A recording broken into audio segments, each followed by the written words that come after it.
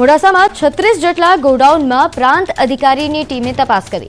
દુકાન અને ગોડાઉનમાં સંગ્રહ માટે પરવાનો અને ફાયર સેફટીના સાધનોની ઝીણવટભરી તપાસ. કેટલાક પરવાનેદારોને દરોડાની અગાઉથી જાણ થતાં ભૂગર્ભમાં ઉતરી ગયા. સુરતમાં કતારગામ અને વરાછા પોલીસે ફટાકડા ફેક્ટરીમાં કાર્યવાહી કરી. લાયસન્સ વગર ફટાકડાનું વેચાણ કરનાર સામે ગુનો નોંધાયો. કતારગામ અને વરાછામાંથી 3 લાખની કિંમતનો મુદ્દામાલ જપ્ત કરાયો. તો ડેડિયાપાડાના ધારાસભ્યએ ફરી નર્મદા પોલીસ સામે બાયો ચઢાવી. પોલીસે ચૈતર વસાવાના સમર્થકોને રસ્તામાં રોકતા હોબાળો મચાવ્યો હતો. સમર્થકો સાથે એસપી ઓફિસે પહોંચ્યા હતા ચૈતર વસાવા. પોલીસ પર ગંભીર આક્ષેપો કર્યા. ડેડિયાપાડા ધારાસભ્ય ચૈતર વસાવાના પોલીસ પર ગંભીર આક્ષેપ. ગેરકાયદેસર ચેકપોસ્ટ ઊભી કરીને દંડના નામે પૈસા ઉઘરાવતા હોવાનો આક્ષેપ કર્યો. પોલીસ સામે વિરોધ નોંધાવતા વસાવા એસપી ઓફિસે જઈને ખુલાસો માંગશે. ચૈતર વસાવાના આક્ષેપ સામે નર્મદા પોલીસે પ્રતિક્રિયા આપી. નાયબ જિલ્લા પોલીસ અધિક્ષકે કહ્યું કે જિલ્લા કલેક્ટરનું જાહેરનામું હોવાથી સરકારી કચેરીઓ પર ન કરી શકાય ધરણા પ્રદર્શન કે રેલી. સ્વામિનારાયણ સંપ્રદાયના સ્વામીના બફાટ સામે વિરોધ યથાવત. કચ્છના કબરાઉ મોગલધામના ચારણ ઋષિબાપુ ઉપવાસ પર ઉતર્યા. 2 દિવસથી મોગલધામમાં ઋષિબાપુના ઉપવાસ. દેશભરના સાધુ સંતોને ભેગા થવા માટે આહવાન કર્યું.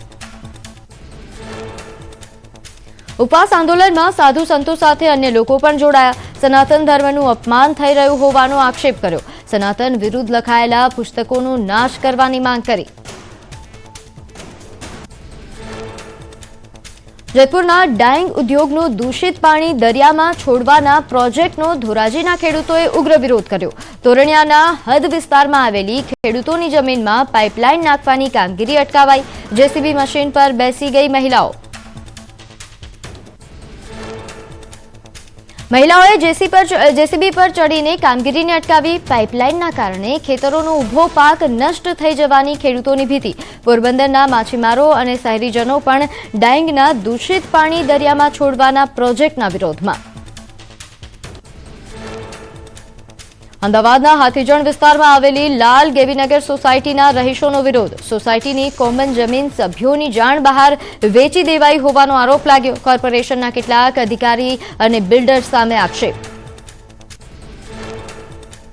સોસાયટીના લેટર પેડ પર ખોટી સહી કરી એએમસીના જમીન વિભાજન કરાયાનો આરોપ. કેટલાક મૃત સભ્યોની પણ સહી કરાઈ. સીએમઓ અને કલેક્ટરને રજૂઆત બાદ તપાસના આદેશ અપાયા. જમીન પર બનાવવામાં આવી રહી છે બંગલોઝની સ્કીમ.